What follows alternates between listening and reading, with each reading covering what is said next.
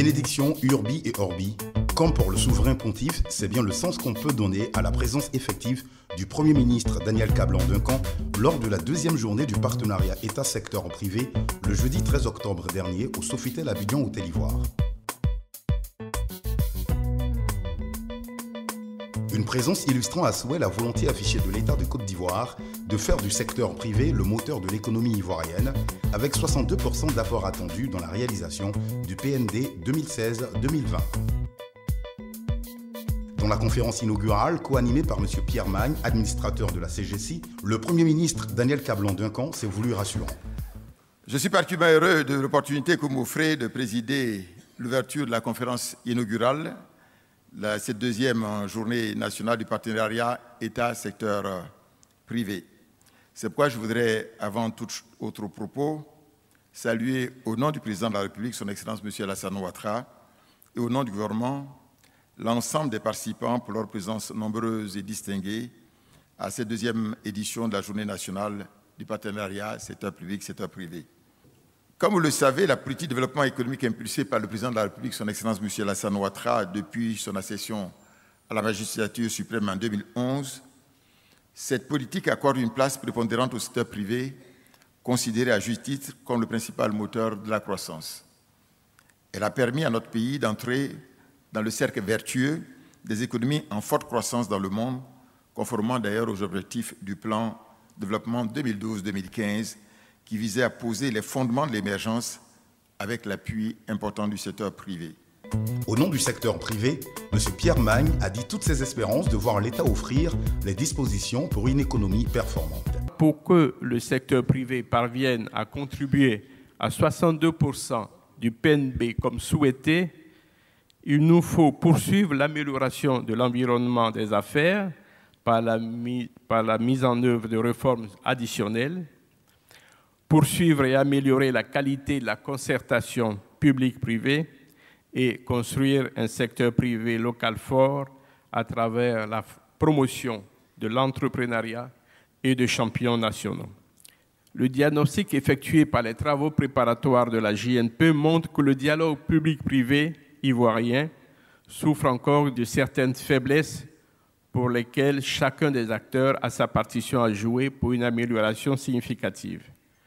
Mais nous pouvons citer, entre autres, une faible appropriation du dialogue par l'ensemble des autorités publiques, une irrégularité de réunions statutaires et une multiplicité de cadres de concertation au plus haut niveau, hors le CCESP, qui pourrait conduire à des incohérences dans les mesures à prendre. L'insuffisance de consultation a priori du secteur privé dans la définition des réformes dont la mise en œuvre implique et impacte les opérateurs économiques. Et enfin, la faible prise en compte de certaines recommandations du secteur privé. Après avoir planté ce décor d'engagement mutuel, place a été donnée aux différents panels. Ainsi, le panel 1 a fait état des enjeux d'un dialogue public-privé constructif pour la mise en œuvre du PND 2016-2020.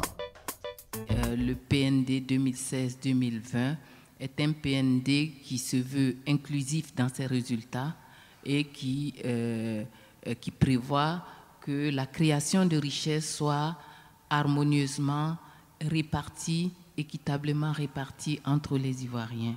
Enfin, il y a la question du marché. La Côte d'Ivoire est l'un des rares pays qui a un taux d'échange assez élevé avec les pays voisins dans la sous-région. Je crois que c'est nous qui atteignons 30%. C'est élevé lorsqu'on sait que la moyenne est autour de 15%.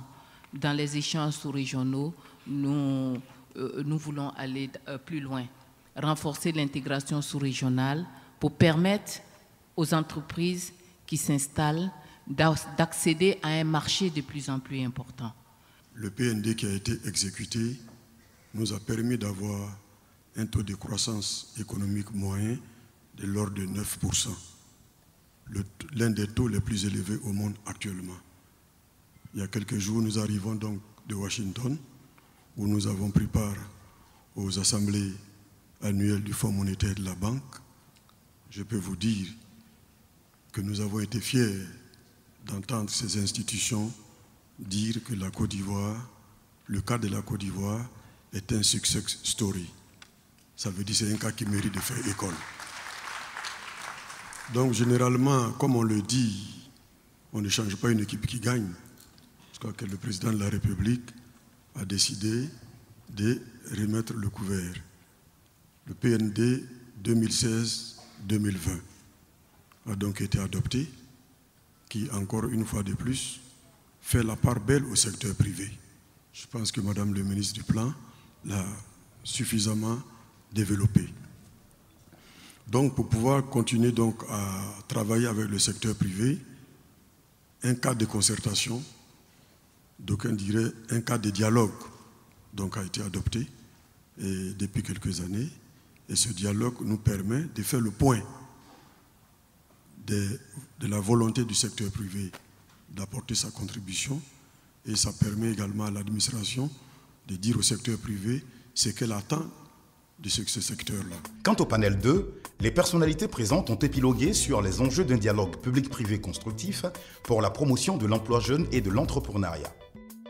Dans toutes nos actions, pour nous, le faire le partenariat avec le privé est existant.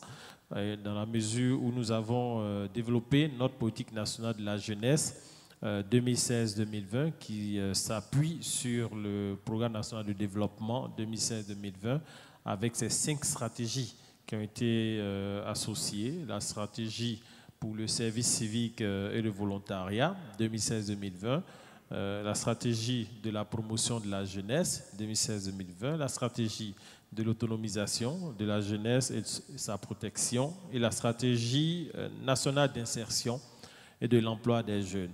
Mais ce que nous recherchons, c'est de donner la culture entrepreneuriale aux Ivoiriens, de telle sorte que demain, ils cherchent à s'auto-employer. D'abord, en allant s'installer à leur propre compte, déjà, ils pourront donc aller demain employer d'autres jeunes ou d'autres personnes. Donc, donner la culture. Et pour y arriver, il faut passer par plusieurs méthodes.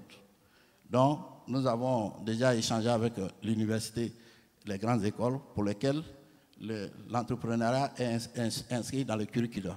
Un jeune qui crée une entreprise n'est pas forcément qualifié pour comprendre la comptabilité, pour comprendre la finance, pour comprendre le commercial, pour comprendre le marketing, pour comprendre les aspects juridiques.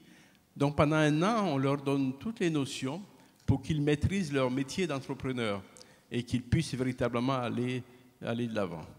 Au-delà de ces formations, nous avons encore une session qu'on appelle le masterclass. Alors dans ces masterclass, ce sont des experts qui viennent leur parler et qui viennent, disons, échanger avec eux sur, j'allais dire, les problématiques particulières de l'entreprise. Le marketing, la gestion des ressources humaines et par exemple les finances. Alors ce sont des experts qui parlent avec eux et qui leur permettent de bien comprendre les concepts qu'ils utilisent et comment tout ceci fonctionne.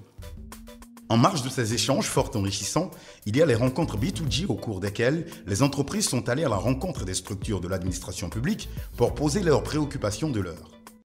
Une très belle opportunité parce qu'elle a permis à nos artisans de rencontrer les structures de l'État parce qu'exerçant dans plusieurs métiers qui ont un peu comme la menuiserie, l'ébénisterie et autres, ils ont pu rencontrer des structures de l'État qui leur causent souvent des problèmes sur le terrain. Ils ont pu rencontrer des structures de l'État de façon administrative, dans lesquelles de façon administrative, ils ont du mal à évoluer. Et ça a été l'opportunité pour eux de discuter de face avec cette structure-là, mieux comprendre leur fonctionnement pour qu'ils ne se sentent plus perdus. Nous sommes la Confédération Générale des Entreprises de Côte d'Ivoire, nous sommes le patronat ivoirien, nous sommes pour la Côte d'Ivoire ce qu'est le MEDEF pour la France, nous sommes pour les entreprises du secteur privé, ce que sont la FESACI et Dignité pour les travailleurs. Nous défendons les entreprises, nous accompagnons les entreprises, mais pas n'importe lesquelles, celles qui font partie de notre confédération. Nous générons plus de 1500 entreprises qui sont reparties en 19 groupements et associations. Il y a eu également les prix du partenariat qui ont célébré le partenariat entre l'État et le secteur privé.